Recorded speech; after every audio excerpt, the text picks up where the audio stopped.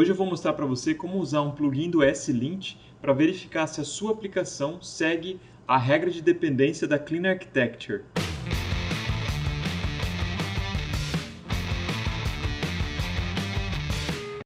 E aí galera, beleza?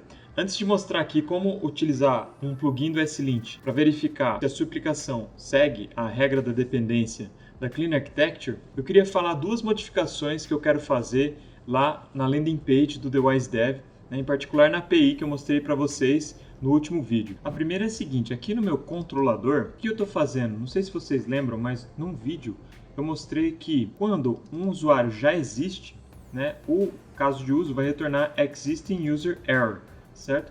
E aqui o que eu estou fazendo? Eu estou simplesmente engolindo esse erro, porque eu quero mandar e-mail para o usuário, mesmo que esse usuário já exista na base de dados. Por exemplo, se o sujeito perdeu o e-mail, alguma coisa assim, eu quero que ele consiga que o e-mail seja enviado novamente para ele, mesmo ele já estando na base de dados. Então, por que eu queria tirar isso aqui daqui, pessoal? Porque isso é uma regra de negócios da aplicação, então não tem nada a ver com o controlador. O controlador não tem que verificar esse tipo de coisa.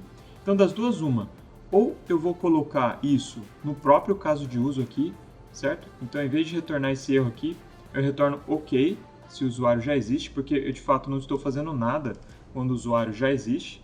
Isso não é nenhum erro para mim nesse caso. Ou o que eu vou fazer, que é uma outra opção, é criar um caso de uso mais genérico, tá? Que registra o usuário e envia o e-mail.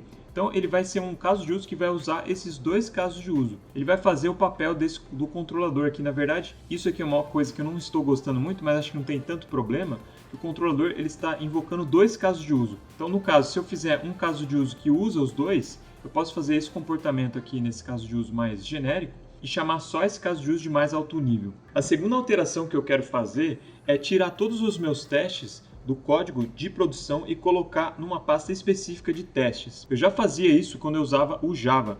De fato, lá é mais padrão realmente você ter um source folder de teste e o source folder de código de produção. Como eu estava começando agora no TypeScript com Node, eu vi que algumas pessoas fazem isso, Elas criam o arquivo de teste juntamente com o arquivo do código de produção. Mas isso não é uma boa prática. Em outro vídeo eu vou falar com vocês com mais detalhes sobre esse assunto. Mas o Uncle Bob fala sobre isso e vários outros desenvolvedores também sugerem que o código de teste seja separado do seu código de produção. Então vou fazer essa refatoração em um determinado momento aí, quando eu tiver tempo, e vou mostrar para vocês aqui e vou explicar por que é bom também você dividir o seu código de teste do código de produção. Bom, então vamos aqui para o assunto desse vídeo. Eu estava pensando em fazer duas coisas aqui para quem gosta de desenvolver usando Clean Architecture com Node e TypeScript. Eu quero fazer uma extensão do VS Code, na qual você fala para ele lá, cria uma aplicação nos moldes da Clean Architecture, e ele já criaria toda a estrutura de diretórios conforme a Clean Architecture, seguindo aquele padrão que eu estou seguindo lá na API do The Wise Dev. Outra coisa que eu queria fazer é o seguinte, é ter alguma forma de, no próprio editor de código, ele verificar se eu estou seguindo a regra de dependência. Então, a regra de dependência é isso aqui, Se você não lembra, é aquela ideia de que as coisas que estão nas camadas mais internas não podem usar e depender de coisas que estão nas camadas mais externas. Então, por exemplo, na camada de entidades, eu não posso ter nenhuma dependência com nada de outras camadas da arquitetura. Na camada de casos de uso, eu posso depender somente de coisas que estão dentro da camada de entidades. Mas também não posso depender de nada que está na camada de adaptadores de interface e nem muito menos de coisas que estão na camada de frameworks, drivers e dispositivos. Na camada de adaptadores de interface, eu posso depender de coisas que estão nos casos de uso e de coisas que estão nas entidades. Se bem que não é muito bom que você trafegue objetos do domínio em outras camadas que não na camada de casos de uso. De qualquer forma, o maior problema é que coisas das camadas mais internas dependam de coisas das camadas mais externas.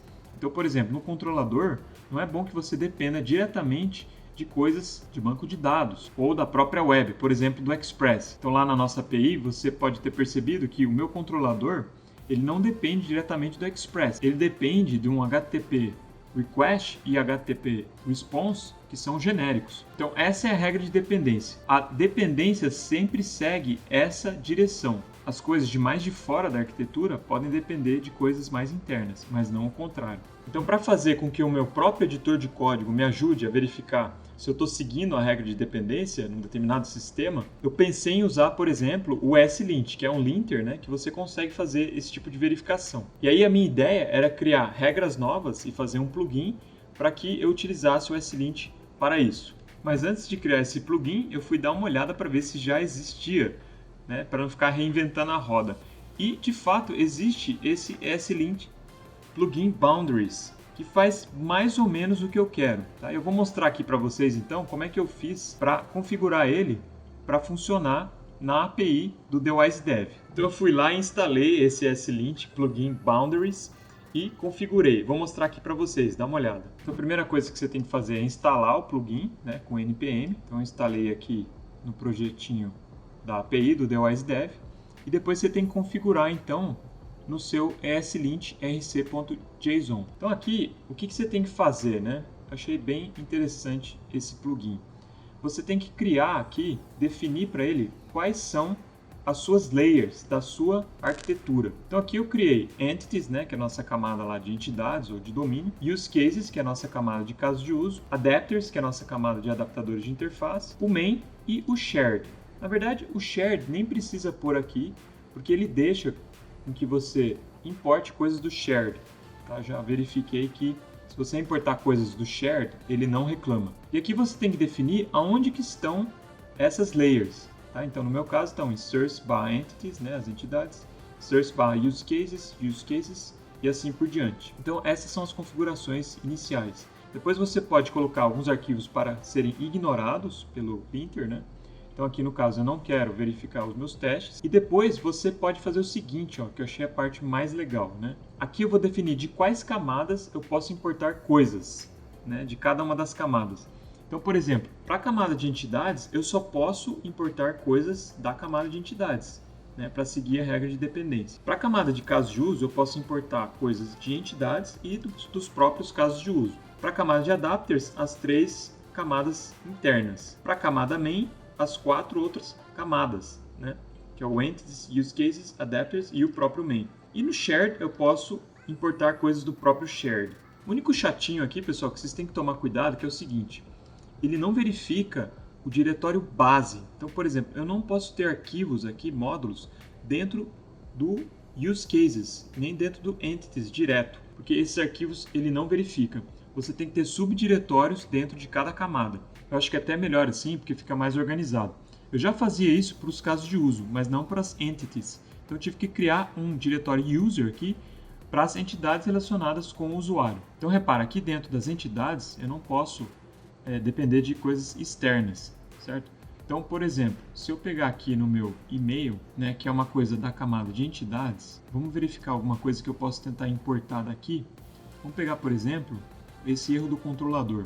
Vamos tentar importar esse cara lá dentro, esse controller error.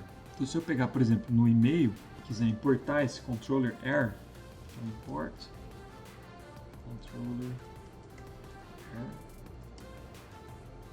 from adapters presentation controllers errors controller error. Certo? Então, se eu tentar fazer isso, de início, né, ele fala que não é utilizado, que é declarado não é utilizado. Então, vamos colocar aqui um console.log, só para ele não reclamar disso. Vamos ver se eu consigo fazer isso daqui. Beleza. Então, repara que aqui, ó, ele não deixa eu fazer esse import. Então, tá vendo? Ó, usage of adapters is not allowed in entities. De fato, não posso importar nada das camadas mais internas dentro da camada de entidades. Certo? Então, o próprio ESLint está verificando a regra de dependência para mim. Certo? Então, eu não posso fazer isso. Da mesma forma, se eu tentar importar alguma coisa, por exemplo, nos casos de uso, vai dar o mesmo pau. Agora, dentro de casos de uso, né, eu permiti que ele, por exemplo, importasse coisas da camada de entidades. Então, por exemplo, a classe user eu estou importando aqui dentro, porque eu deixei que ele fizesse isso. Né? Então, por exemplo, se eu for aqui e falar para ele que os casos de uso não podem importar coisas de entidades, por exemplo, dá um save, aqui, aí começa a dar pau, tá vendo? Porque eu estou importando coisas da camada de entidades dentro de casos de uso. Mas isso não fere a regra de dependência. Então eu posso tirar isso daqui, né? Posso colocar as entidades aqui. Legal, né? Só que tem um problema. Se você importar coisas de framework dentro das camadas internas, ele não reclama. Para isso, você teria que configurar lá uma regra e falar todos os frameworks que você não quer que aquelas camadas dependam. Então, no caso, eu teria que usar essa regra aqui, boundaries/no_external. Agora, se a gente clicar aqui, a gente vai ver o seguinte. A gente tem que definir para cada layer, né, para cada camada, quais são os frameworks que ela não pode depender. Então, por exemplo, em Helpers aqui ele está falando que eu não posso depender de React. Nos Components eu não posso depender de React Router DOM. E nos Modules eu posso depender de qualquer framework. Então esse seria um problema para a gente, né? Porque as camadas mais internas não podem depender de nenhuma tecnologia. Então eu teria que ver todos os frameworks que estão lá no meu projeto e colocar cada um lá para cada layer interna. Então ficaria muito ruim, né? Não tem como você colocar uma espécie de asterisco lá para ele não poder depender de nenhum framework. Então essa parte ficou faltando para a gente verificar na regra de dependência. Então do jeito que está, eu posso ir até na minha classe de domínio user aqui e colocar esse tipo de dependência, ó, ele depender do node mailer.